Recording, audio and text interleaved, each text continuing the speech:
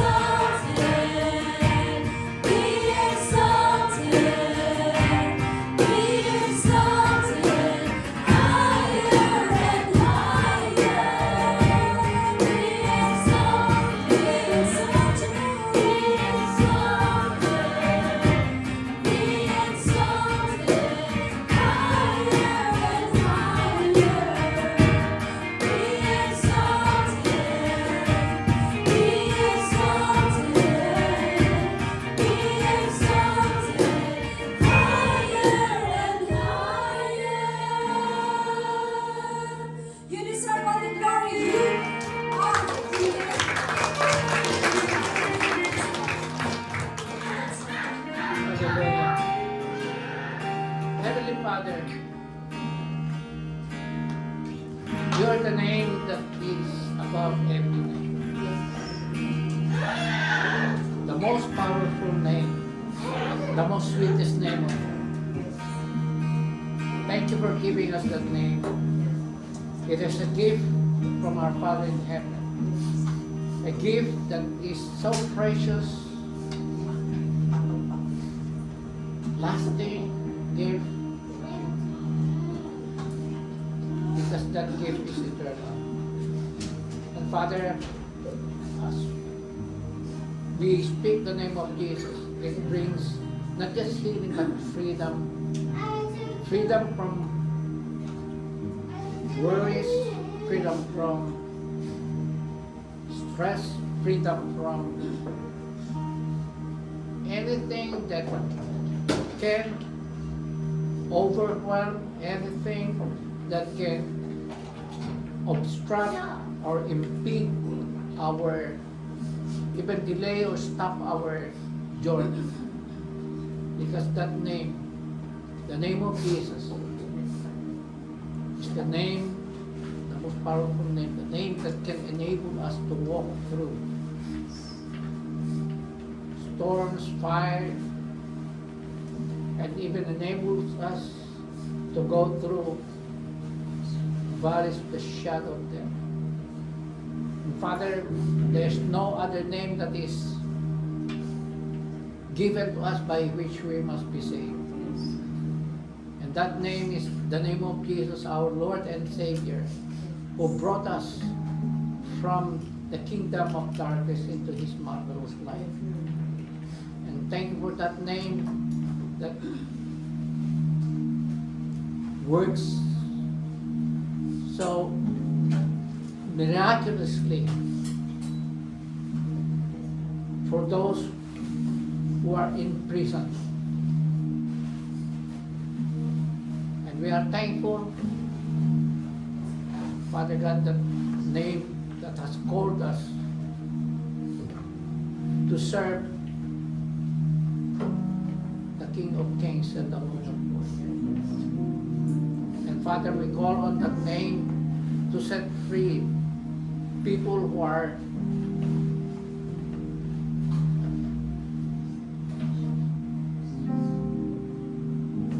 addicted,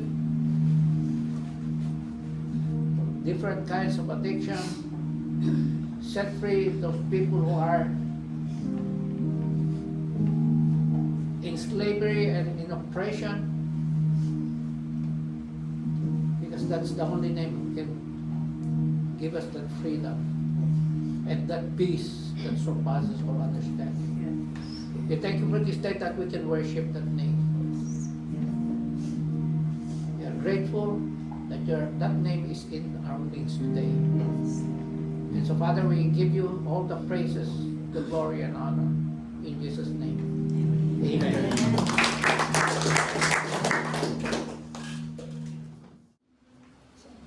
Amen po. Pagkiro po ang Panginoon sa buhay natin lahat. Ano po? Napakapalad natin sapagkat muli natin nakita yung liwanag ng gandang ginawa ng Diyos para sa atin. Sarap po na din pala hinahandaan natin yung ating sarili sa pagsamba. Sa panahon ngayon, ano po, karamihan sa tao, ang inahandaan lang kailang sarili sa beach. Prepare lahat ng bagay. Lahat ng klase ng gagamitin nila, prepare na para magtuntong na umaga, ready na sila. Pag tayong mga Kristyano, ano po, pagdating ng Sabado ng gabi, piniprepare natin ang ating puso, yung ating mga gagamitin sa pagsamba sa Panginoon. Sapagkat ang ating buhay, yung ating puso, ito po yung pinakamagandang handog, ano po, sa ating Panginoon. Kaya malaki po yung pagkakaiba ng Kristyano at hindi Kristyano. Iba po yung music ng Kristyano at iba po yung music na hindi Kristyano. Iba po yung ginagawa ng unbeliever at iba po yung ginagawa ng believer. Kaya malaki po ang pagkakaiba. Ngayon po, ano yung hinahanda ng lahat ng tao? Dahil tag-init na, ang hinahanda ng lahat ng kagamitan papuntang beach. Ganun po ba? Sa buhay natin, ang hinahanda natin yung ating sarili sa pagpunta sa gawain ng Panginoon. Napakaganda po ng ating paghahanda sapagkat laging nga po na sinasabi natin na ang buhay natin ay hindi natin alam kung kailan at anong oras babaguhin ng Panginoon. Kaya kailangan maging prepare po tayo. Kasi dalawa lang po ang kahihinat na ng buhay natin. Lahat ng patos sinasabi ng kahit tayo dalawa lang ang kahihinat na ng buhay natin.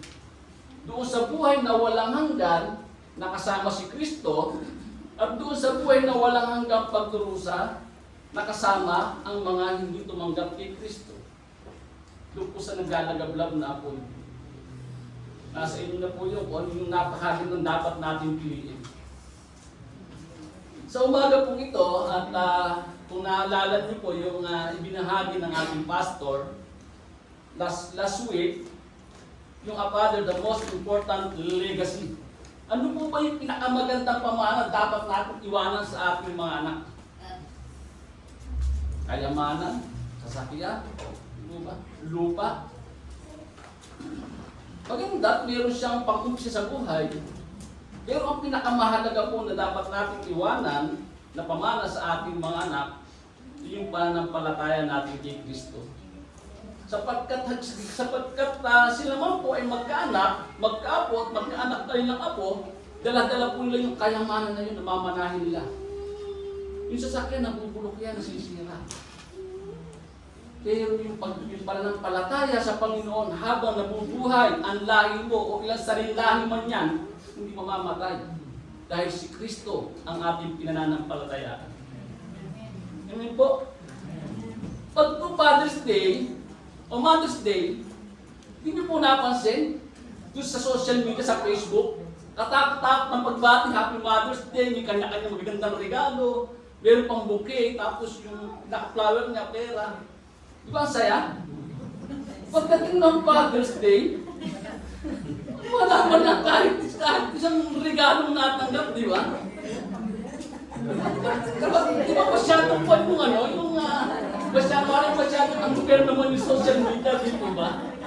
Kaya dito po sa ating mensahe, i-extend ko po yung Father's Day para naman yung makabawi ko yung mga fathers doon sa nagaganap na holiday pagka Father's Day. Ang ating pong ibabahagi ay doon sa buhay ni Abraham na tinatawag na Father of Many Nations. Diba? Siya yung pinakamagandang halimbawa na bilang isang ama kung paano siya lumakad bilang isang mananampalataya at bilang isang ama na sumunod doon sa Diyos. Mabigat po yung kanyang pagsubok, hindi basta-basta. Ano po? Sa talata po ito na ating pag-aaralan, tinawag po si Abraham ng Diyos doon sa Haran, na kung saan mayaman na siya, pero tinawag pa rin po siya ng Panginoon para dalhin doon sa lupang pangako. Yan po yung ating tatalakayin. Yan, ang title po ng ating pag-aaralan, ang magulang na lumutan nagtitiwala sa biyaya ng Diyos. Hindi ko na po nilagay din yung ama sapagkat meron pong mga nanay na gumaganap na pagkatatay. Meron na pong tatay na gumaganap ng pagkananay. Hindi po nagpapalit ng pangalan niya. Tatay pa rin niya pero ginagampanan niya yung kanyang pagiging magulang bilang tatay at nanay. Kaya ako po ay pag nakita ko yung mga babae na kung paano nila inaalagaan yung kanilang mga anak, na walang di kapiling yung kanilang asawa, at yun namang babae na inaalagaan yung kanyang asawa na halos na siya ang tumayo bilang isang tatay sa pamilya. Mahirap po yung gampahan ng isang ina. Hindi ko po kinakampihan yung mga babae. Kahit kayo po ang lumagay sa katayuan nila, biro mo, gigising na maaga, piprepare yung babaon ng lalaki, pag-gising nun, paglalaba, mamamalansya, alagaan yung anak, tayo yung mga lalaki, papasok lang, Pagdating sa trabaho, naniligarilyo pa sila, magkakape, samantalang ating asawa babae nandun sa loob ng bahay. Di ba? Naglilinis, naglalaba, namamalansya, pagdating mo, asikasuhin ka pa. Di ba? Ganun po. Although mahirap din yung trabaho ng lalaki kasi tatrabaho sa lalayo siya, di po ba? Parehas na kaya kailangang balance. Kaya kung makakita natin mga kapatid, iba yung pagkakakreate sa lalaki at iba yung pagkakakreate sa babae. Ang lalaki, ano po, pinirate yan sa alabo. Kaya matigas, di ba? Matigas, pasang bato. Yung babae, hindi mo siya create sa alabo. Hindi kinuha siya sa ating tadyang. Kaya titingnan nyo yung mga babae, magaganda yan, makikinis. Di ba kasi hindi sila nilikha doon sa bato, hindi sila nilikha sa magaspang o sa alabok, hindi sa ating mismong katawan. Di ba nakaka-amaze yung pagkakalikha ng Panginoon sa atin, mga kapatid? Pero ganun pa man, ginawang balas ng Panginoon yung pagkakalikha sa atin upang magkatuon tayo sa buhay, magkatuon tayo sa pananampalataya, magkatuon tayo sa paglilingkod sa Panginoon. Introduction pa lang po parang haba po yung mensahe ko. Ngayon po, basahin po natin yung ang ating text. Tatawanin po ulit si David. Ito po. I call my son to read our passage. Tinutulungan ko po siya kung paano tumayo para pagdating ng panahon, dumating yung siya naman ang tawagin ng Panginoon at least nasanay na siya sa pagtayo sa maraming tao.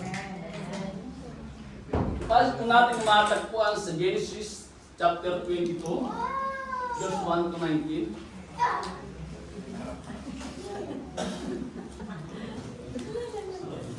Psalm 22, God says to Abraham, He said to him, Abraham, here I am, he replied. Then God said, take your son, your only son, whom you love, Isaac, and go to the region of Moriah. Sacrifice him there as a burnt offering on a mountain I will show you. Early the next morning, Abraham got up and loaded his donkey.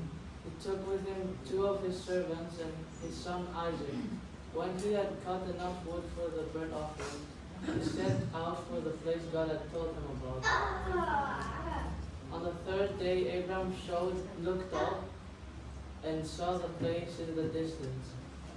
He said to his servants, stay here with the donkey while I and the boy go over there.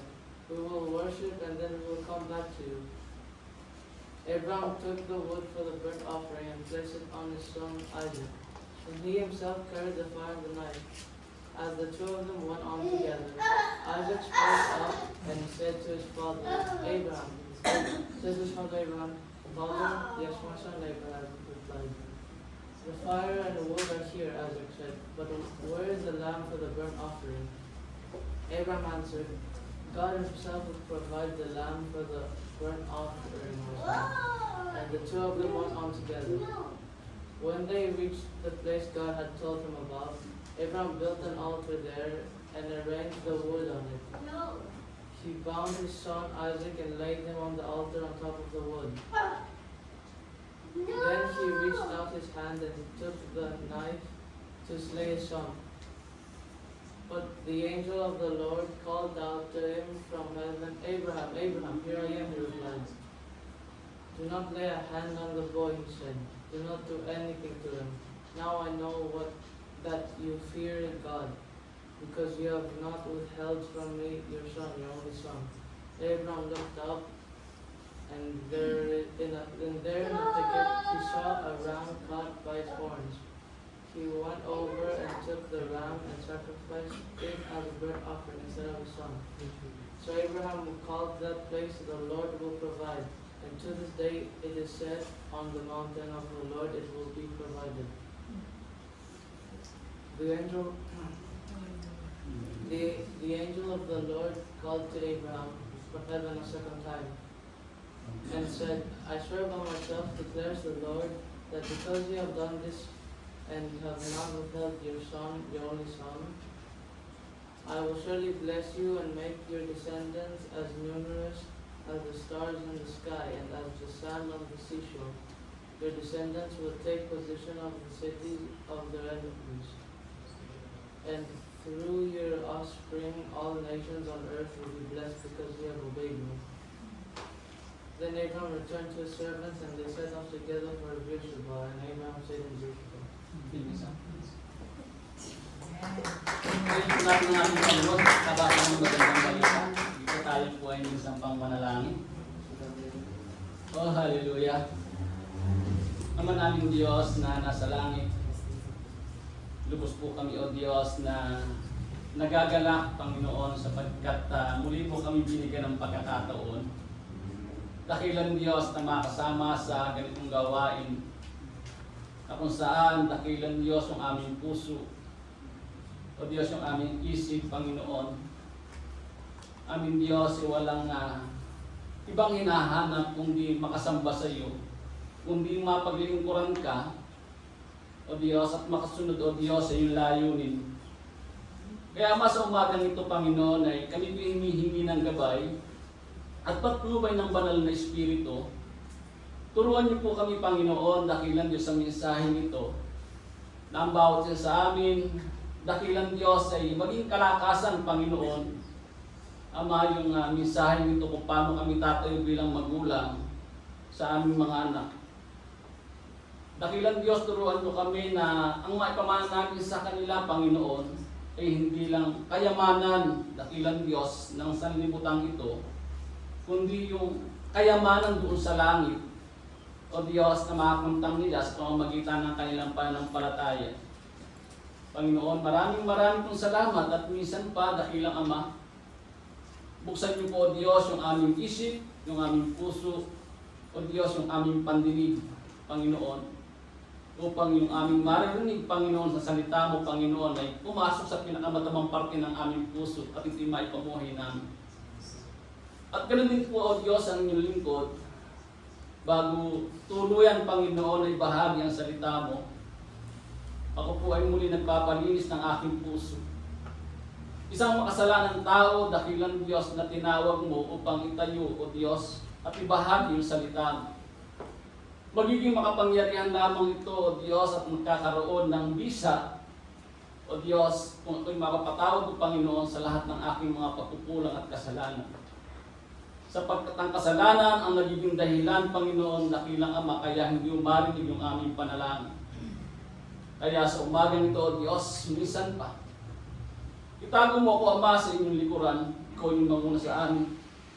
Likuran, O Diyos, sa gawing paanan, iyong paanan, Panginoon, upang ikaw, dakilang Diyos, ang makita nila.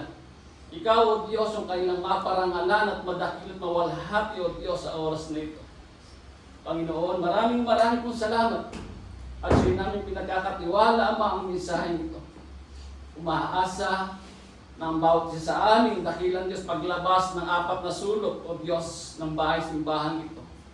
Ay may dala-dala kami, Panginoon, ng magandang balita. O Diyos, ibabahagi namin, Panginoon, sa aming mga mahal sa buhay. Panginoon, salamat po aming Diyos po yung aming samit dalangin. Sa pinakamataas at makapangyarihang pangalan ng aming Panginoong Jesus na aming tagapagligtas. Sa tulong, habag at biyaya ng banal na Espiritu. Amen. Amen po. Maraming po salamat sa pagdalo ng bawat isa. At napakahalaga ng ating tatalakayin. Lahat naman tayo ay magulang na at iba naman, magiging magulang din sila. Kaya magandang pattern po ito na ating pag-aaralan. Paano na ipapakita ng isang magulang ang lubos na pagtitiwala sa biyaya ng Diyos? Yun po yung ating tatalakayin sa Genesis chapter 22, verse 1 to 19. Yun lang po.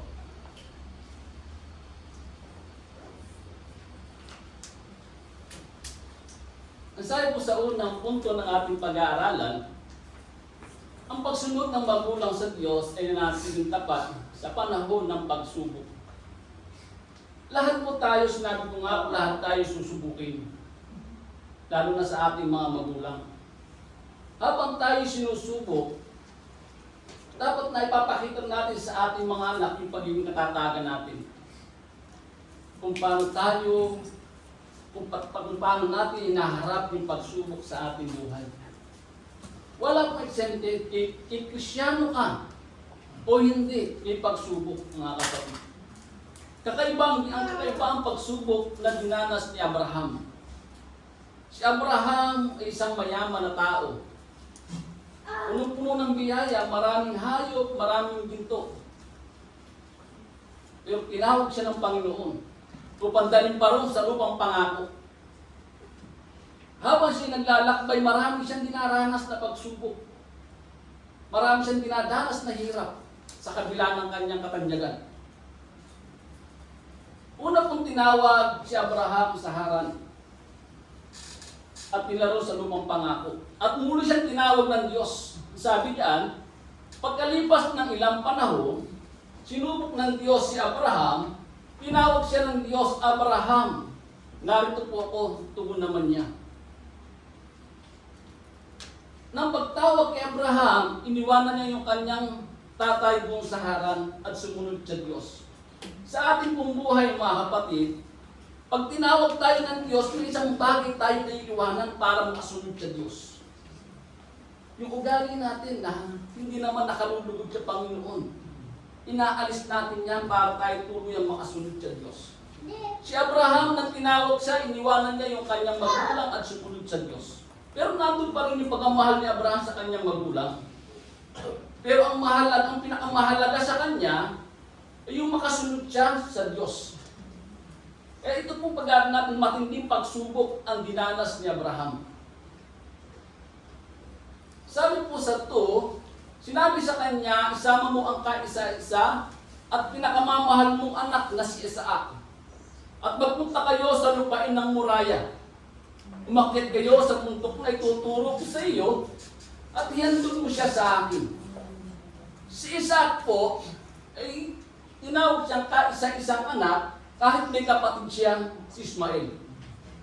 Ibig sabihin, dalawa silang magkapatid. Pero, iba yung pagkakatawag kay Isaac. Siya yung katugunan ng panalangin ng mag-asawa, kaya nagkaanak si Sarah na kahit siya'y baog. Nang tinawag ng Diyos, si Abraham ay 75 years old, si Sarah naman ay 65 years old. Nang ipinanganak si Isaac, ay almost 100 na si Abraham at 90 years old naman si Sarah. Ang pangalan noon ni Abraham ay Abram. Sapagkat pinalitan ng Diyos ang kanyang pangalan, Abraham, sapagkat siya nga po yung pinili ng Diyos upang maging ama ng maraming bansa. Yung tinatawag natin Father of Many Nations.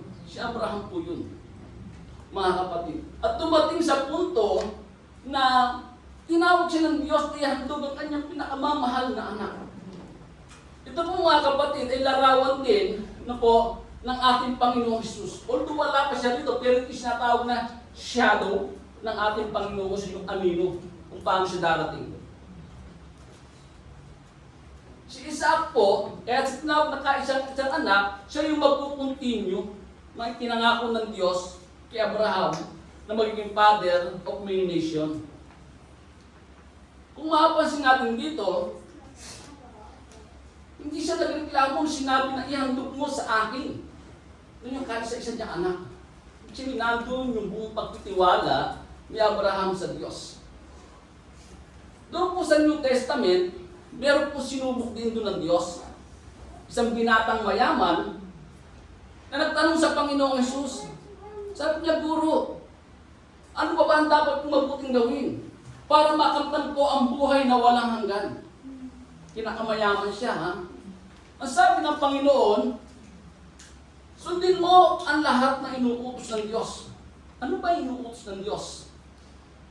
Huwag kang magnanakaw, huwag kang papatay, huwag kang mangangalunya, mahalin mo ang iyong ama at ina, at mahalin mo ang iyong kapwa. Sabi ng binatang mayaman, nagawa niya ng lahat yun. Sinubok ulit siya ng Panginoon, dahil siya napakayaman. O sige, ibenta mo ang lahat ng ari-arian at sumunod ka sa akin.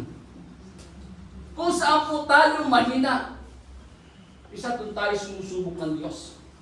Kung minamahal natin ang malaking halaga, minsan, diyan tayo sinusubok ng Diyos. Nalungkot ang binatang mayaman, sapagkat hindi niya kayang ibahagi yung kanyang kayamanan doon sa mga nangangailangan. Ganon din sa ating buhay, mga kapatid. Tinatawag tayo ng Panginoon, ano po, upang magamit sa kanyang gawain. Physically, financially, spiritually. Yan po yung nais ng Panginoon upang magamit sa atin. Pinagpapala po tayo ng Diyos hindi sa ating sarili lamang. Kailangan makatulong tayo sa gawain ng iglesia. Mga kapatid, ito yung pinakamahirap kasi. Ang tao pag nanalangin, Lord, kuhanin mo na yung karamdaman ko, hindi ko na kaya. Nang kinuha ng Panginoon at pinagpala, Diyos ang tumawag sa kanya. Sige, pinagaling kita. Maglingkod ka sa akin. Yan ang hindi kayang ibigay ng tao. Yung makapaglingkod sa Diyos. O sige, pinagpala kita. Tulungan mo ang gawain ng Panginoon. Hindi kailangan ng Diyos ng pera sapagkat siya'y mayaman. Nasa Kanya lahat ng kapangyarihan, kayamanan ng mundong ito. Pero, kailangan masustain yung pangangailangan ng iglesia. Kaya tayo pinagpapala. Kaya ang sabi ng Panginoon, kung paano sinusubok ng Diyos ang mga tao kung mga kasunod sa Kanya, ganoon din tayo. Hinahamon tayo ng Diyos na subukin siya. Mga kapatid, sabi po sa Malakay, chapter 3, verse 10, gawin ninyo ng buong buo ang inyong mga ikasampung bahagi. Ang hinihingi lang ng Diyos para matugunan yung pangangailangan ng iglesia, ng church, ay ikasampung bahagi. Yan po ba ay nagagawa natin? Gawin po natin. Dahil may pangako po ang Diyos dyan. At sasabihin ko po sa inyo, lahat ng tumatayo rito ay walang bayad. Mga kapatid, mahal namin ang Diyos, kaya kami tumatayo rito. Hindi kami nagpapabayad. Sapagkat alam namin na ang Diyos, alam natin lahat na ang Diyos ang magsusustain sa ating pangangailangan. Na ang Diyos ang magpapala sa atin upang matugunan ang pangangailangan ng iglesia. Amen po ba? Lahat tayo kaya pagpalain ng Diyos. Bakit ba tayo nandito? Dahil ba sa ating lakas yan? Di ba nung nag-a-apply tayo, nananalangin tayo, Lord, pagbigyan mo naman ako na makarating sa ibang bansa. Gusto kong makatulong sa magulang ko. Na bago man lang mamatay ang aking mga magulang, ay bakit po tayo ng isang bahay? Dininig ng Panginoon yan. Ginawa ba natin sa ating magulang yon? Tinawag tayo ng Panginoon. Sige, pagpapalain kita. Diba? Pero yung pinangako natin, hindi natin magawa-gawa. Mahirap. Ang sabi ng Panginoon, sabi ng Diyos, kung matugunan ang pangangailangan sa aking tahanan. Anong sabi ng Panginoon? Subukin ninyo ako sa bagay na ito. Nagpapasubok ba ang Panginoon? Nagpapasubok ang Panginoon. Kung hindi ko buksan ang bintana ng langit at ibuhos sa inyo ang masaganang pagpapala. Hindi lamang po ito yung financial na blessing, mga kapatid. Ito po yung kaligtasan ng pamilya mo, kagalingan ng pamilya mo, yung proteksyon ng asawa at anak ko habang ito'y nasa malayo. Walang ibang magpuprotect sa atin kundi ang Diyos. Wala tayong ibang kakampi kundi ang Diyos, mga kapatid. Paglabas natin ng simbahan ito, ang Diyos lamang ang kampi natin. Kung minsan nangyayari, nakatalikod ka na, binabanatan ka pa. Di ba? Nasa bahay ka na, dahil wala ka doon sa mga samahan, pinag-uusapan ka pa. Pero ba ang Diyos, mga kapatid? Siya yung mismong kakampi natin. Siya yung mismong kaagapay natin sa lahat ng bagay. May isang makasalanang babae na ginamit ng Diyos upang matugunan ang pangangailangan ng misteryo ng ating Panginoong Hesus. Kilala niyo po kung sino? Si Rita, si Maria Magdalena. Ano ba? Kung sino pa yung prostitute, di ba? Kung sino pa yung makasalanan, siyang ginamit ng Diyos upang matugunan ang iglesia ng Panginoon. Upang matugunan ang tahanan ng Diyos. Tayo po ba? Hinihanda po ba natin yung iahandog natin sa Diyos? Tumukon po tayo, mga kapatid. Pangako ng Diyos yan. Mahal natin ang ating anak. Tumulong tayo sa Panginoon sapagkat yan ang tanging nating may pamamana sa ating anak, ang pagsunod sa Diyos. Pangalawa po, ang magulang nagpapakita ng magandang halimbawa na pagsunod sa Diyos. Magandang halimbawa po Naalala ko yung nakaraan na pagtuturo ko, hindi po yung halimbawa. Magandang halimbawa po tayo. Meron po akong narinig isang teacher, habang tinuturuan nila yung mga bata kasi pinuputol, sabi niya, ano ang tawag sa tatay? Hali. Sabi teacher, hali. Hali. Sabi ng bata, halimaw. Sabi na hali, kinantahan ang sabihin ng bata, halimaw ang sinabi. Bakit? Sapagkat nakikita ng bata kung ano yung ginagawa ng ama sa 4 na sulok ng tahanan. Kung ang lagi bumubukas sa bibig ng ama, impyerno ang bahay ito, yun ang ibig sasabihin ng bata sa paglabas ng tahanan. Doon ako nakatira sa impyerno ang bahay ito yun. Amen? Kung lagi nakikita ng bata pag-ibig, di ba? Panalangin, pananampalataya sa Diyos, pagdating ng panahon, ng anak mo hindi nagtatayuan. Yung puno, yung mangga, hindi namunga na santulyan. Mangga pa rin yan, mga kapatid. Kung hindi natin tuturuan, tuhubugin ang ating mga anak, yung matamis na mangga, magiging maasim na mangga. Pero mangga pa rin yun.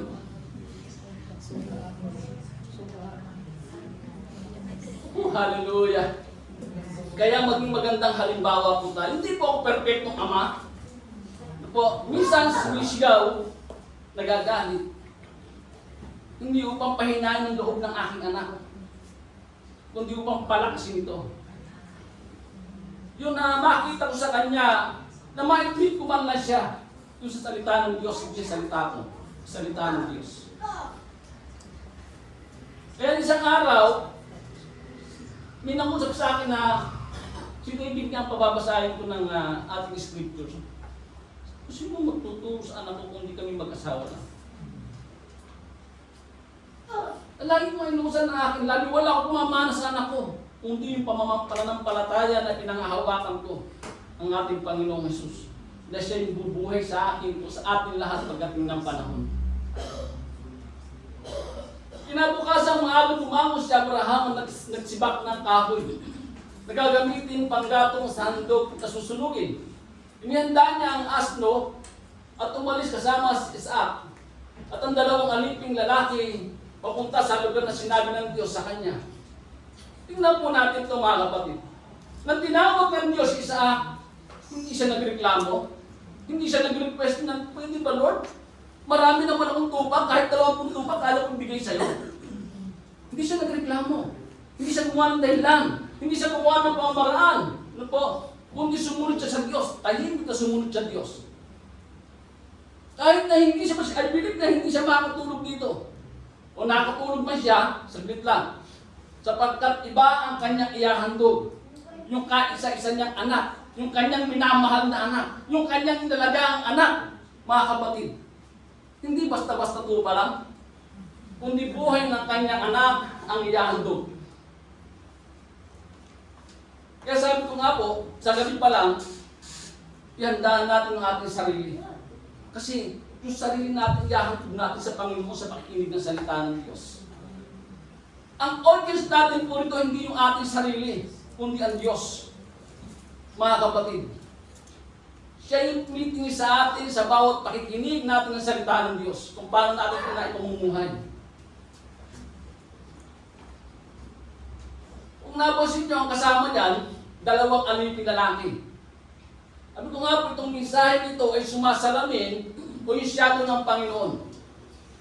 Noong Panginoon, nung dinala sa bundok ng sa Golgotha, may 2 lalaki rin doon. Nakasama ng Panginoon. Yung 2 makasalanan nakasama ni Kristo na ipako sa krus.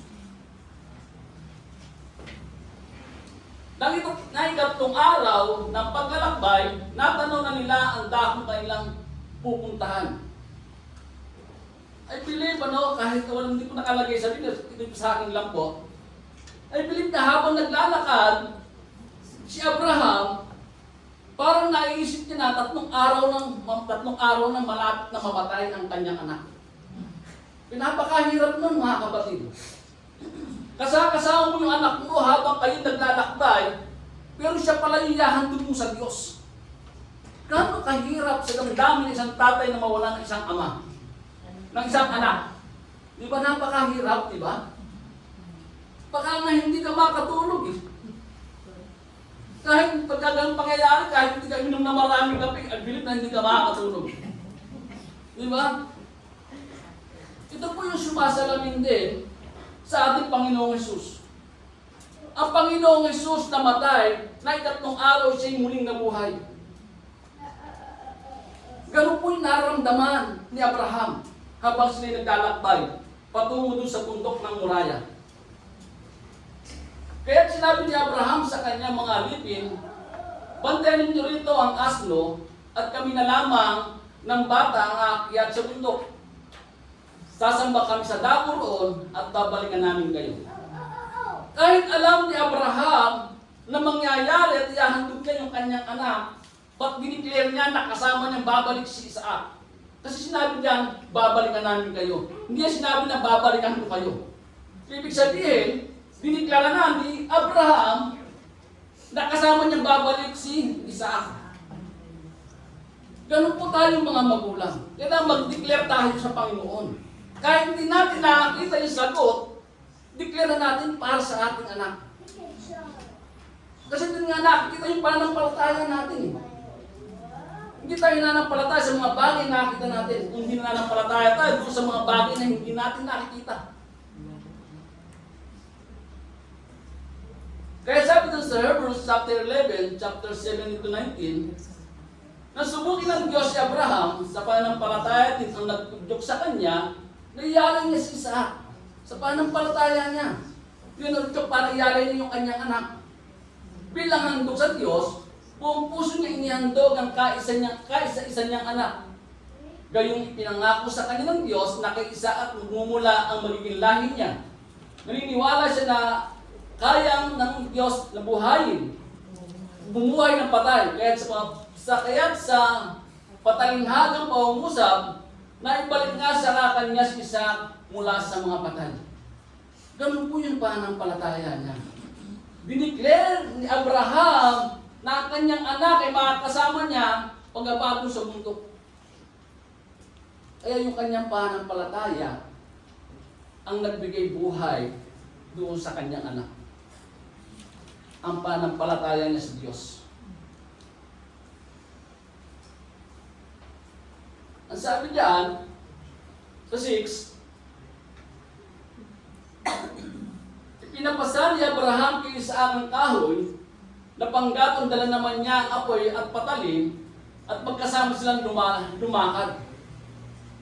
Napaka gandang larawan ng ginawa ni Isaac sapagkat ilarawan ng ating Panginoong Hesus. Nag-upload po ako ng picture para makita natin kung ano yung ginawa ni Abraham. Pinapasa ni Abraham ang kahoy kay Isaac. Ayan po, nakita po natin yan, di ba? Kung paano pasang-pasaan ni Isaac ang kahoy. Na ikatlong araw ng paglalakbay, verse 4 po, ulitin ko lang po, ng paglalakbay, natanong na nila ang dakong kailang pupuntahan. Pinapasa ni Abraham kay Isaac ang kahoy na panggatong, dala naman niya ang apoy at patalim, at magkasama silang lumakad. Yung pasan-pasan na kahoy ni Abraham, ni Isaac, siyang gagamitin sa kanya na pasunog. Ang Panginoong Hesus, mga kapatid, ay may pasan-pasan din kahoy. Na ang kahoy na ito na siya namang gagamitin po, sa kanyang paghahandog, sa kanyang sarili. Bakit niya ihahandog ang kanyang sarili? Para saan ba yun? Para sa iyo yun. Para sa akin yun. Para sa lahat ng tao na nanampalataya sa Kanya. Nasa halip na tayo ang pasan ng hirap, pero mas pinili ng Panginoong Hesus na siya ang tumanggap. Ang anak ng tao ay kailangan ipagkanlo sa mga makasalanan at ipako sa krus ay ikatlong araw ay muling mabubuhay. Tingnan po natin ano po, yung ni Isaac at ng ating Panginoong Jesus. Naglalakbay ng ikatlong araw, nakita yung paghahandog na gagamitin ng lugar na pupuntahan. Ang Panginoong Jesus, 3 araw, siya ay muling nabuhay. Ganun po ang makapangyarihan ng salita ng Diyos kung paano natugma ang pagdating ng ating Panginoong Jesus sa Biblia. Pinatunayan po yan ng mga alagad at ng mga taong nakasaksi ng pagkabuhay ng ating Panginoong Jesus. Sabi sa 1 Corinthians 15:4 and 5, inilibing siya at muling nabuhay sa ikatlong araw ayon din sa kasulatan. At siya nagpakita kay Pedro at saka sa 12. Kaya yung ating pananampalataya ay buhay. Sapagkat ang ating pinananampalatayaan ay namatay at muling nabuhay. Kung hindi nabuhay ang ating Panginoong Jesus, wala pong kabuluhan ng ating pananampalataya. Kaya huwag natin papaago yung ating pananampalataya, mga kapatid. Si Satan mahilig mag-ago yan. Nililing lang ka yan. Kasi dalawa ang nagbibigay ng biyaya dito, hindi lang ang Panginoon. Pati si Satan, nililing lang ka niya, nakala mo sa Diyos pa nang gagalingan. Nung pala inilalayo ka na sa piling ng Diyos, nakala mo sa Diyos pa rin yun. Kaya magpatsyag po tayo, mga kapatid. 7, tinawag ni Isaac ang pansin ng ama. Ama, ano yun anak? Tugon ni Abraham. Meron tayong apoy at panggat, ngunit nasaan ang tupang ihahandog? Tanong ni Isaac. Marami sa atin mga kapatid na hindi natin alam kung sino ba ihahandog natin para tayo ay maligtas. Hinahanap natin na dapat natin ihandog para tayo makilala ng Diyos. Dapat marunong tayo magtanong. Si Isaac nagtanong sa kanyang ama. Pero yung pananampalataya nga ni Abraham, ang sabi diyan, sumagot si Abraham, anak, ang Diyos ang magbibigay niyon. Kaya nagpatuloy sila sa paglakad. Kahit na si Abraham ay punong-puno ng bagabag, hirap ang kanyang damdamin, hindi niya pinakita sa kanyang anak. Andun pa rin yung masiglan ng paglalakbay, habang itinatago ni Abraham yung kanyang nararamdaman, yung kanyang bigat ng kalooban, nang iaalay mo yung nag-iisa mong anak na susunugin na alay. Kasi nung panahon po na yon, may mga tao na sumasamba sa Diyos-Diyosan, ay inaali nila yung kanilang mga anak para sunugin. I believe na sila sinubok ng Diyos ni Abraham. Na sa kanyang palagay na susunugin ni Abraham yung kanyang anak. Kasi noon nga, ganun ang kanilang ginagawa para makasamba lang sa Diyos.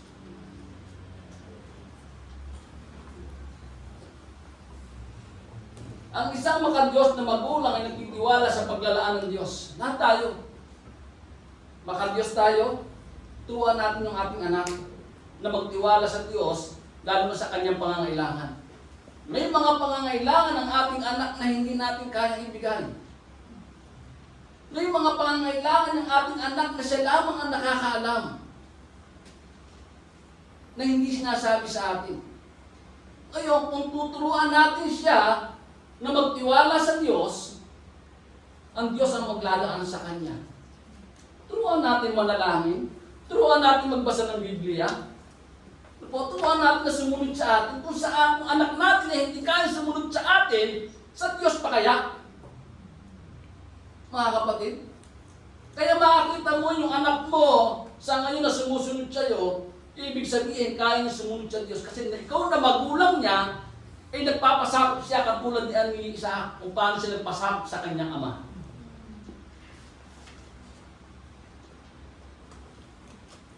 Sa 9, pagsapit nila sa lugar na itinuro ng Diyos, gumawa ng altar si Abraham. Ito po yung ika-4 na altar na ginawa ni Abraham ito sa Genesis. Yung unang ginawa niya sa Shechem.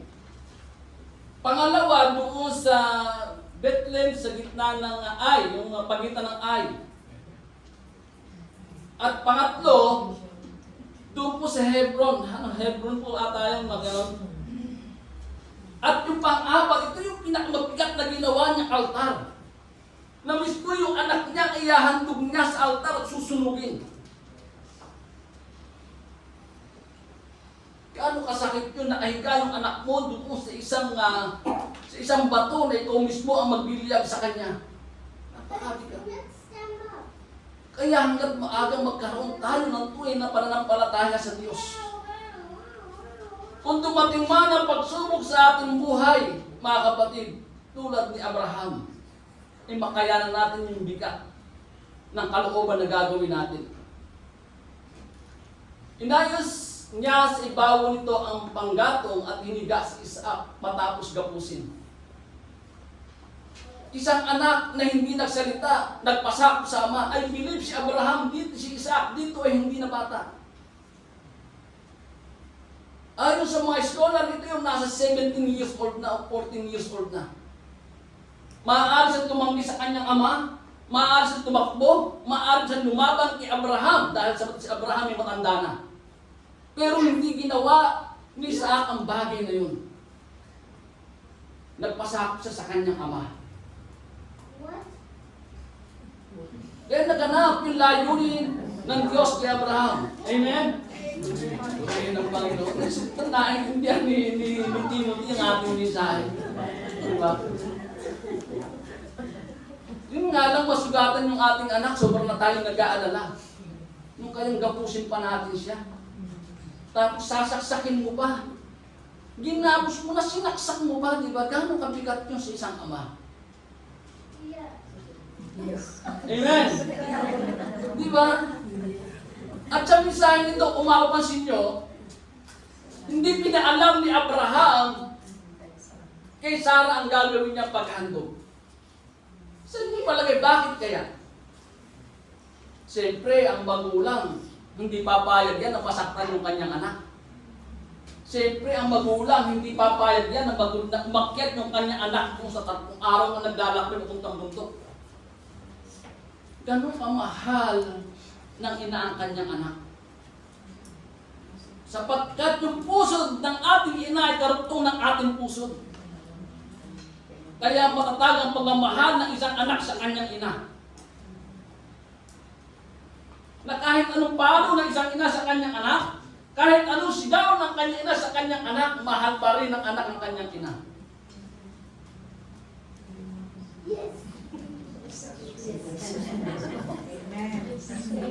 Pangalagaan natin yung pagmamahal sa ating magulang. Pangalagaan natin ang pagmamahal sa ating may bahay. Yung kayamanan, yung ginto, yung bahay, namamana yan.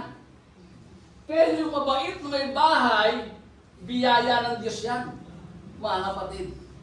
Hindi natin basta-basta makukuha yan. Kailangan natin ng panalangin, mga kapatid.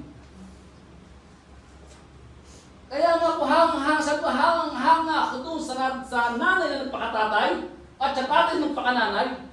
Kasi ginagampanan niya ang dalawang sitwasyon sa buhay, isang nanay at isang tatay. Dapat na-appreciate natin yun. Ako po'y walang favoritism, sinabi ko po sa aking asawa, kaya Tisioni kung paano niya pinahalagahan yung pagmamahal niya kay Uncle Mario, di ba? Kakaiba. Matyaga, mapagmahal, di ba? Hindi nagagalit, matiisin.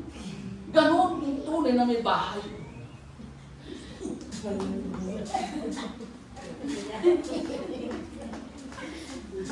Amen po ba? Amen. Kaya kahit yung nanay ko ay wala na, pag nakakita ko ng mga ganyang sitwasyon ng isang babae, naaalala ko yung nanay mo. Bakit? Ang nanay ko, pagdating sa umaga, ang hawak-hawak niyang bilao. Pupunta ko sa bukid. Gagapas, mamamagpag.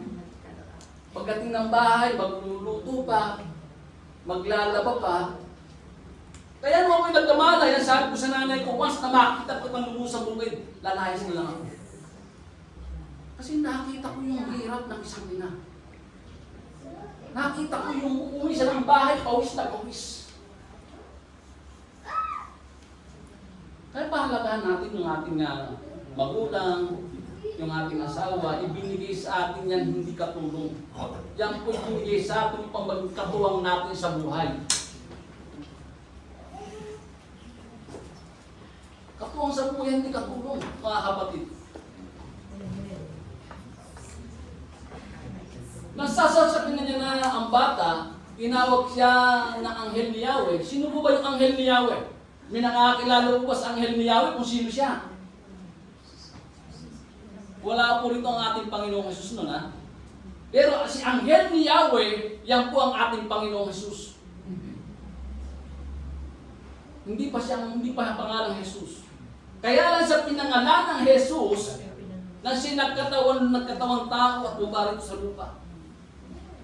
Para ikaw at ako ay maligtas. Ganun tayo kamahal ng Diyos. At mula sa langit, sinabi ni Abraham, Abraham, ibig sabihin dalawang tawag. Madaling tumawag ang anghel ni Yahweh upang pigilin si Abraham.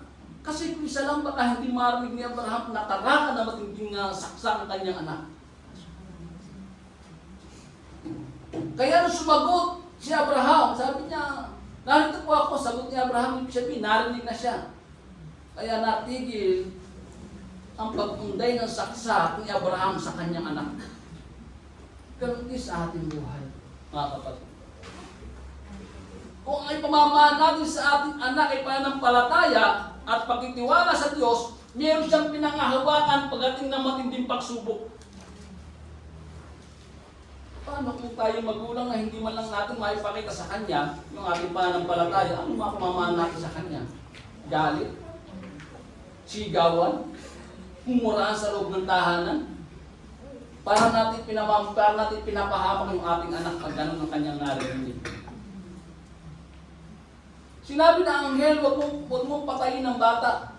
Huwag mo siyang saktan. Natitiyak mo yung handa kang sumunod sa Diyos sapagkat hindi mo pinagkait sa Kanya ang kahit sa isa mong anak. Nasubok ang kanyang pananampalataya. Ganon din sa buhay natin. Mahal na mahal tayo ng Diyos. Kaya ibinigay niya yung kanyang bugtong na anak sa atin. Sabi ko nga po, larawan ng ating Panginoong Jesus. Ipinakita sa atin ng Diyos kung gaano tayo kamahal. Ang Panginoong Jesus, iniwanan niyang panandalian ng kalangitan sapagkat siya Diyos, yun ay para sa iyo at para sa akin. Ganun niya tayo kamahal. Paglingon niya, may nakita siyang isang lalaking tupa na ang mga sungay ay napasabit sa mga sanga ng kahoy. Ito ang kinuha ni Abraham na nihandog sa halip na ang kanyang anak. Nakakita siya ng sabit. Nakakamangha dito ba? Andun pala yung tupa. Di ba? Yung kordero na iyahandog. Di ba? Yung po yung kapalit ni Abraham kung bakit siya nabuhay. Hindi niyo sa akin bakit siya nabuhay. Ganon din po sa ating mga kapatid. Kahit ang lugar na yun, tinawag ni Abraham, si Yahweh ang nagkakaloob. Ang mapagpahanggang ngayon, sinasabi ng mga tao sa bundok ni Yahweh, ay may nakalahan. Yan po tinatawag ng Panginoon na Jehovah Jireh sa bundok na yan. Ang Diyos ang nagkakaloob sa atin. Kaya tayo nakakasustain sa araw-araw natin pamumuhay. Hindi natin lakas yan. Pagka sinabi ng Panginoon, ngayong bukas ng umaga, babawiin ko na ang iyong buhay, wala tayong magagawa. Mga kapatid. Pero isang mayaman sa Biblia, ang kanyang ginawa, binagbag niya yung kanyang maliit na warehouse, nagpagawa siya ng malaki. Sapagkat ang gagawin na lang daw niya, kakain at maglalas na lang siya, magsasaya. Pero sabi ng Panginoon, na paano kung babawiin na yung iyong buhay? Sino ang mamahala ng mga iyan? Mga kapatid, yan po'y walang kabuluhan kung wala sa atin si Kristo. Mga kapatid.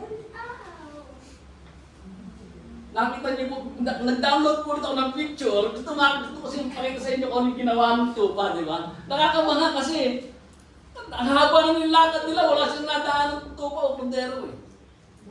Nakasabit sa sanga. Yung sanga na yan, may mga tinik. Tingnan po natin mga kapatid ha. Nakasabit namin ito, nung nakita ni Abraham, uy, may kordero, yung pinapahandog ng Diyos. Sabi niya, paglingon niya, nakita niya ang isang lalaking tupan, ang mga sungay ay nakasabit sa mga sanga. Nang kahoy po ang kinuha ni Abraham at inihandog sa halip ang kanyang anak. Yun nga po yung nasabi kong substitute ni Isaac. Sa ibang salin po kasi, sa Tagalog din, ang sabi kasi dyan, ang nakalagay ng tinik. Kaya tumingin si Abraham at nakita niya ang isang tupang lalaki sa likuran niya na ang mga sungay ay sumabit sa mga tinik. Hindi kilala po ba kayo na sinutan ng tinik sa kanyang ulo? Ayan po ang ating Panginoong Jesus. Ang Panginoong Jesus na umakyat siya sa bundok ng Golgotha, pasampasan niya yung kahoy. Parang ginawa ni Isa, pasampasan niya ang kahoy ng 3 araw. Kapunta mo sa bundok ng paghahantugan.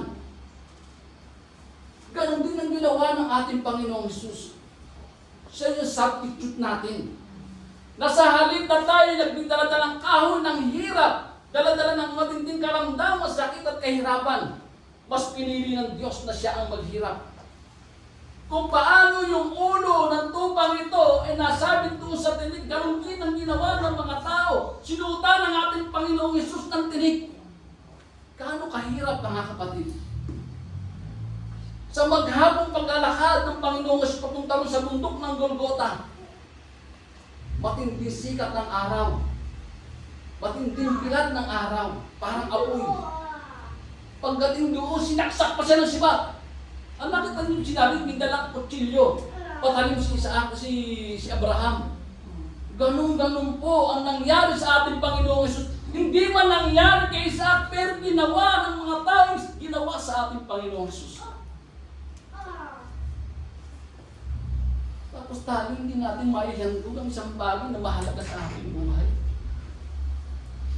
Hinigyan tayo ng 7 araw ng Panginoong Hesus, 1 araw lang ang kanyang hinihiling, hindi pa natin maibigay. Kung yung 1 araw ay hindi natin maibigay, yung pa kaya sinasabi doon sa Malakay 3:10, yung ikasumpung bahagi ng iyong kinikita, yung kaya maibigay natin. Sabi ko nga po, hindi kailangan ng Diyos ang pera sapagkat siya'y mayaman. Pero kailangan ng gawain ng Diyos ang biyaya na dumarating sa atin upang ito ay lumawak. Upang ito'y makarating doon sa iba-ibang lugar katulad ng testimony ni Pastor. Ang lago ng nasa panungin. Dahil doon yan sa mga tao na lubos na umaasa sa kapangyarihan ng Diyos. Doon nyo sa mga tao na ginagamit yung kanilang mga naranasang biyaya upang lumago ang gawain ng Panginoon. Yung biyaya na ating natanggap, sa Diyos lahat yan. Pinagkatiwala lamang sa atin. Sabi po sa John chapter 1 verse 29, kinabukasan nakita ni Juan si Jesus na lumalapit sa kanya. At kanya sinabi, narito ang kordero ng Diyos na nag-aalis ng kasalanan ng sanlibutan. Kung paano nabuhay si Isaac doon sa substitute na tupa, ganun din tayo nabuhay sa ating Panginoong Hesus na siya ang pumalit na sa halip tayo ang nagdurusa. Amen po? Kunin nga po natin ang ating Panginoon. Ang ating kamay, ang ating paa, yung ating mga labi, yung ating isip na maparangalan ng Diyos. Sa araw, titigil na lang yan. Tapos di pa natin naparangalan ng Diyos. Kawawa na tayo, kawawa pa yung iwanan natin. Nakita niyo po yung picture, ha? Ganyan po ang mahal ng Diyos tayo. Ang sabi sa John 3:16, I believe na alam niyo po ito. Yung sa Tagalog ko po inilagay. Parang sapagkat ngayon na lamang ang pag-ibig ng Diyos sa katauhan. Sino po yung Diyos? Yung Ama. Ganoon na lamang ang pag-ibig ng Ama sa katauhan. Kaya't ibinigay niya ang kanyang kahit sa isang anak. Upang ang sino mang sumampalataya sa Kanya ay hindi mapahamak kundi magkaroon ng buhay na walang hanggan. Yan po ang ginawa ng ating Panginoong Hesus. Kanya po tayo kamahal ng Diyos Ama. Kung iisipin natin, sino ba tayo sa harapan ng Diyos? Tao lamang tayo. Gano'n ba tayo kahalaga sa harapan ng Diyos? Bakit kailangan pa niya na isugo yung kanyang butong na anak para ikaw at ako ay maligtas? Ganun po yung pagmamahal ng Diyos. Yung kaisipan ng Diyos, hindi natin kaisipan. Yung kapamaraan ng Diyos, hindi natin kapamaraanan. Isinugo ng Diyos ang kanyang anak hindi upang hatulang maparusahan ang mga tao, kundi upang iligtas ang mga ito sa pamamagitan niya. Yan po yung layunin ng Diyos. Kung bakit siya narito sa lupa. Kung bakit iniwanan niyang panandalian ng langit para sa iyo at para sa akin yun. Pang-apat po, ang pinagtibay na pangakong pagkapalan ng Diyos sa mga magulang ay hanggang sa salinlahi. Yung pagkapala tinatanggap natin, mga kapatid, kung tayo ay pamumuhay natin, yung ating pananampalataya at tumama natin sa ating mga anak, yan po yung kailang mamanahin. Sa anak na mga anak, sa mga inapo ng inapo, imamanahin po yan ng ating mga anak. Kung mahal natin ang ating mga anak, pananampalataya ang ating pamana sa kanila. So sa kaya kakalawangin yan. Yung lupa naman, ang kailangan lang natin lupa, ay maliit lang, yung kakasya lang tayo pag iniligid tayo, pakipag-away pa tayo sa lupa. Yung iba nagpapatayan, sinagtayan lupa di ba? Kapatid siya kapatid sinaksak dahil sa lupa. Tapos pag namatay ang tao, ilang square meter lang kailangan mo para mailim ka. Pinatay mo pa yung sarili mong kapatid. Yung ba yung dapat ipamana sa mga anak? Galit po at puot at sama ng loob sa kapwa. Makamtam man niya ang buong daigdig. Kung ang buhay niya ay wala naman kay Kristo, yung po ay walang kabuluhan.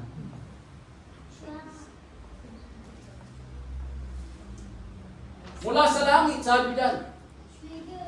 Kailangan alam natin kung saan gagaling ng biyaya. Sabi ko nga po, dalawa ang pinanggagalingan ng biyaya. Alam niyo yan, pag napapalayo ka na kay Kristo, 2 beses, 3 beses, 4 na beses ka na hindi dumadalaw. Baka napapalayo na tayo kay Kristo, mga kapatid. Kasi ang tunay na Kristyano, mainit yan sa pagdalo ng gawain ng Panginoon. Ang tunay na Kristyano, hinahanap-hanap niya yung gawain ng Panginoon. May online. Gusto niya mayroong Bible study online na binuksan ng Ate Ellen. Ako'y natutuwa dahil na natitrain si David. Meron silang Bible study nung nakaraang gabi. Talaga naman na nakatutok yung mga bata sa pag-aaral. Yun po yung ating dapat na makasanayan. Kaya habang pinapapasok kay David yung passage na to, sabi ko, may katanungan ka ba tungkol kay Abraham o kay Isaac? Ay wala, Daddy. Ano, Daddy? Pati ako nagtanong sa kanya. Kailangan maturuan natin siya. Sabi ko ngayon, narinig sa akin ng Panginoon na, bakit hindi si David ang papasahin ng passage mo? Kaya nagbisahan ko si David na siyang bumasa ng passage. Sapagkat sabi niya sa aming mag-asawa ng mga nakasiguro ilang buwan na nakalilipas, na parang naramdaman niya na gusto niya mag-preach doon sa kanilang eskwelahan. Wow, sabi ko. Wow. Di ba? Sapagkat ngayon pa lamang meron na siyang desire na maglingkod sa Panginoon. Ang kailangan lang namin mag-asawa, kailangan ihasa namin yung kanyang desire. Kailangan makita sa aming mag-asawa na ang sentro ng aming buhay ang ating Panginoong Hesus. Kasi hindi mahasa ang isang anak sa pananampalataya kung ang Panginoong Hesus ay wala rin sa kanilang buhay. Parang isang tahanan. Pagka ang tahanan ay walang bubong, mga kapatid, babaksakan ng bawat ulan niyan. maraming tubig, maraming mas din sikat ng araw, kung mahangin, hahanginin ka. Pero ang bubong natin, ang ating Diyos na makapangyarihan sa lahat. Dumating man yung bagyo, hangin, katulad ng ating nakaraang mensahe. Yan ang presensya ng Panginoon, hindi niya tayo iiwan, ipababayaan. Kaya sabi ko nga po, ingat tayo rin, nakala natin biyaya ng Panginoon ito, overtime. O, daming halaga nito, pera, di ba? Hindi mo napansin, nalalayo ka na pala sa presensya ng Diyos. Di ba? O, maganda to, magandang pumunta rito, maganda ang view. Pinagpalit mo yung view na yun sa magandang kahinat na ng buhay mo sa buhay na walang hanggan. Naalala ko na lang po ulit si Barabas at siya Panginoong Jesus. Na ang Panginoong Jesus ay nandun sa harap ng Pilato. Sino ang gusto niyong palayain? Yung hari ng mga Hudyo o si Barabas? Ang hinihiyaw ng mga tao si Barabas. Ganon din sa ating buhay, mga kapatid. Wala na si Barabas na mahabang panahon. Baka tayo naman pumalit kay Barabas. May gawain, pinagpalit ng Panginoon doon sa gawain, si Barabas yun. Ako'y nangako sa pamamagitan ng aking pangalan, Yahweh. Wala na pong pinakamataas na pangalan. Kaya siya na po'y nangako sa kanyang sarili. Sapagkat hindi mo ipinagkait sa akin ang kaisa-isa mong anak. Ito yung matinding pangako na isang Diyos doon sa Ama na lubusan nagtitiwala sa Kanya. Pagpapalain kita, ang lahi mo ay magiging dami ng bituin sa langit at ng buhangin sa dagat. Nangyari ba ito? Nangyari. Kasama ba tayo rito? Kasama tayo rito sapagkat tayo yung descendant ni Abraham. Tayo po yung inapo ni Abraham. Kaya kasama tayo doon sa pangako ng Diyos kay Abraham na pagpapalain. At yan po hanggang ngayon idala-dala natin. Ang pagpapalang natanggap natin ng ating Panginoong Jesus na siya yung nag-continue doon sa pangako ng Diyos, Diyos Ama sa kanyang anak, ang ating Panginoong Jesus. Ganon din ang mangyayari sa mga taong hindi nananampalataya. Gisindaan din ang buhangin sa dagat ang mapunta sa impyerno. Sinasabi po ng Biblia yan. Kung gaano karaming pagkapala, tulad ng bituin sa langit at ng buhangin sa dagat, ganon din ang mapunta sa impyerno pagka hindi na nampalataya at sumunod kay Kristo. Kasi kung ang pananampalataya natin walang gawa, patay. Mga kapatid. Sinasabi lang, nanampalataya lang tayo sa ating muso, pero wala sa ating puso. Nananampalataya tayo sa ating isip, pero wala sa ating puso. Kaya makakita po sa ating buhay kung tunay pa tayong mananampalataya. O baka naman mananaya.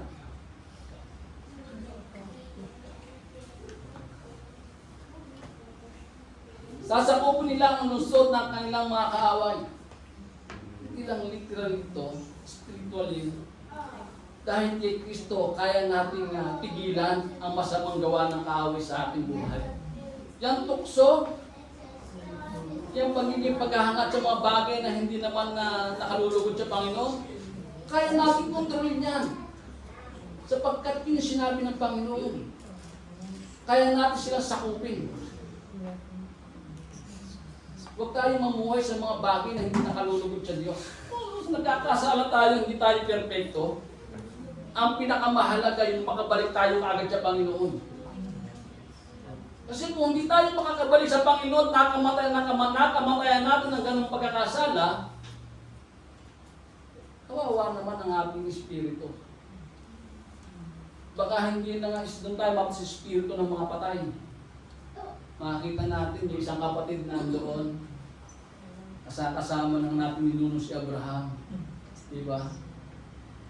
Tapos yung namang isang kapatid, nandun sa baba, di ba nakakalungkot yun? Nakasakasama mo sa pananampalataya, kasakasama mo sa paglilingkod, tapos makakita mo na siya doon sa naglalagablag na apoy. Pakita natin yung ating pananampalataya na may gawa. Hindi po yung may gawa, kundi yung may gawa, mga kapatid. Kahit sa ating mga kapatid, mag-ingat tayo. Baka tayo makatisuran ng mga kapatid natin na dumadalo. Kung tayo nagkamali, masaktan natin yung kanyang kalooban, hindi tayo kagad ang tawad. Kasi mararamdaman mo naman yan pag na-open mo siya Dati yung matamis ng ngiti kilay pa lang, mata pa lang, nakangiti na yan Di ba? Pagka masama ang loob niyan, pagpasok na simbahan niyan, hindi na natin yan. Hindi makatingin sa mata yan. Bakit? Kasi meron siyang dinadala sa kanyang puso. Pero kung ang kapatid, yung mata pala, magpasok pa lang ng church, yung mata niya, naka-Chinese yan, nakakindihan na. Ganun dapat tayo. Kahit sa labas, pag nakita mo yung kapatid, hindi mo na magandang ngiti. Hindi mo kayo kapagkwentuhan ng matagal. Yung bang, hi kuya Ace, yung mga ganun ba? Senyasan pa lang, alam mo na, nakristyano siya. Yun po yung tanong dito sa atin. Kung hindi naman natin binabago yung ating sarili, sayang lang naman yung pagkakakilala natin kay Kristo.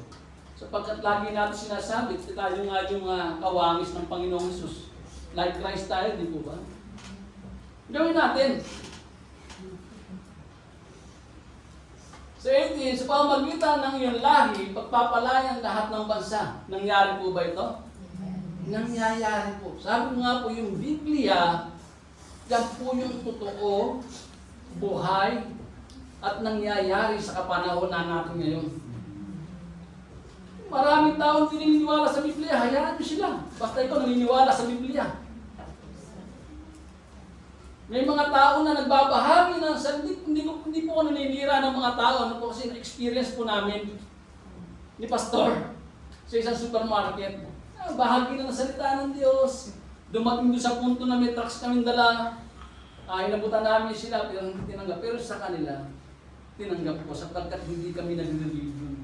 Tunay na relasyon na meron kami sa Panginoon. Bilang respeto sa kanila, kahit na ibang religion sila, tinanggap namin yung trucks nila. Pero yung trucks namin nagbigay sa kanila, hindi nila matanggap-tanggap. Bakit? Yun yung palagay, bakit? Kasi nasisilaw sila sa Diyos na daladala namin, kaysa sa Diyos nila. Kung talagang hindi ka nagre-religion, ipakikita mo na meron kang pakikipagkapwa-tao. Kahit nandyan yung pastora, kahit nandyan yung ministro, kahit nandyan sinasabi nila na yung mga matataas, tanggapin mo. Yung trucks na yun. Nasa na lang yun kung babasahin mo, hindi ang pinakamahalaga, binigyan mo ng respeto yung kaharap mo. Ganun po tayo Kristyano. Amen po ba? Buhin nga po natin ng ating Panginoon. Bakit na po tayo?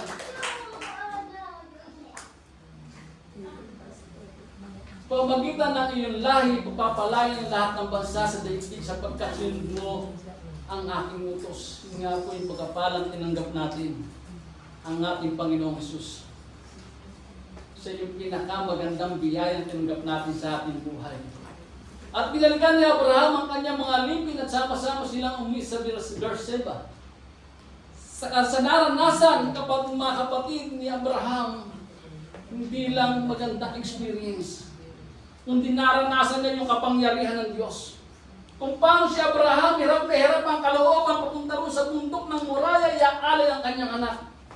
Pagbaba niya, kasama niya ang Diyos na punong-puno ng tagumpay, punong-puno ng pagkapalat biyaya, hanggang ngayon na dala-dala pa natin hanggang tayo nabubuhay ang ating Panginoong Hesus.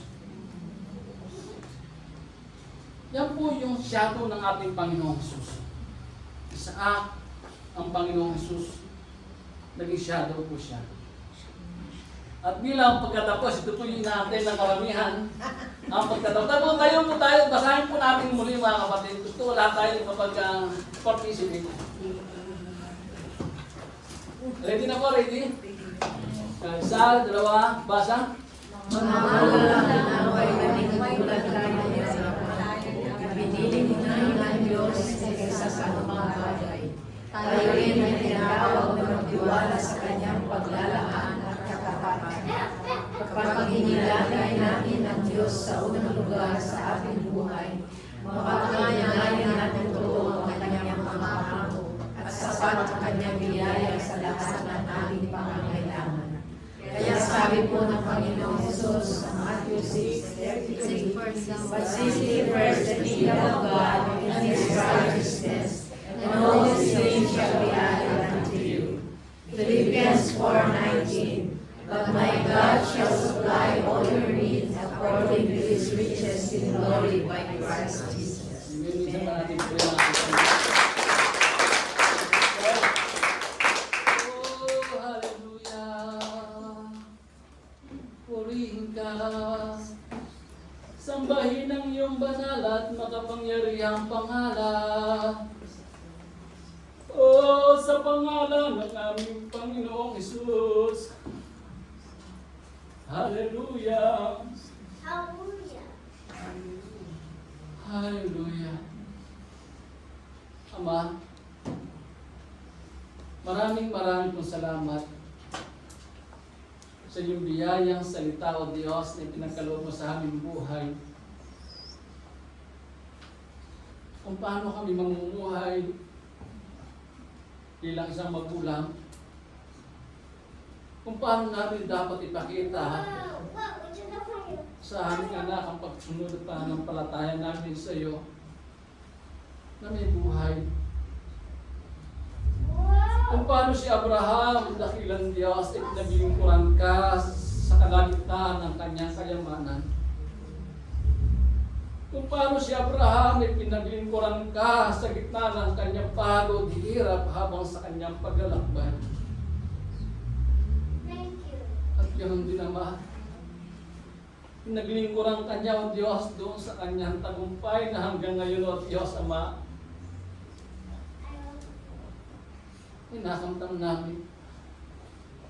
Salamat sa Panginoong Hesus, dakilang Diyos. Isang ibinigay mo sa amin sa silong ng langit na ikaliligtas namin lahat.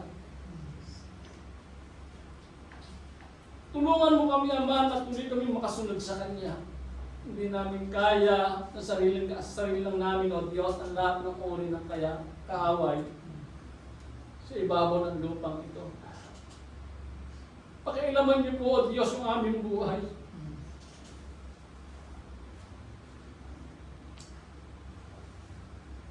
Sapagkat hindi namin kaya na saganang amin lamang, O Diyos, na makapamuhay sa ibabaw ng lupang ito na hindi ka namin kasama. Panginoon, salamat po at batid mo at alam mo, O Diyos, yung mga kapatid namin na narito,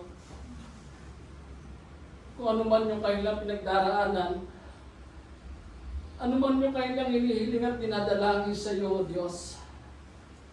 Hiling at dalahin ko sa paglabas niya ng 4 na sulok na simbahang ito, O Diyos, ay madala niya yung kapayapaan tulad ni Abraham na bumaba sa bundok ng Moriah. Dala yung kapayapaan, dala yung kagalakan, dala yung biyaya ng buhay ng kanyang anak. Ay dalangin ko, Panginoon, sa mga kapatid kong ito, O Diyos, na ikaw yung makapag-iingat at ako bibigay sa kanya ng kapayapaan gaya ni Abraham, Panginoon, ay maranasan nila.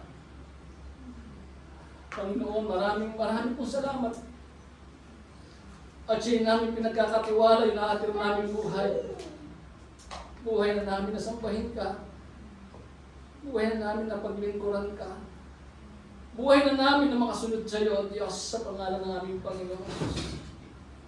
Ama, ito po ang aming samot-dalangin sa makapangyarihang pangalan ng aming Panginoong Hesus na aming tagapagligtas. Sa tulong, habag at biyaya ng banal na Espiritu. Amen. Amen.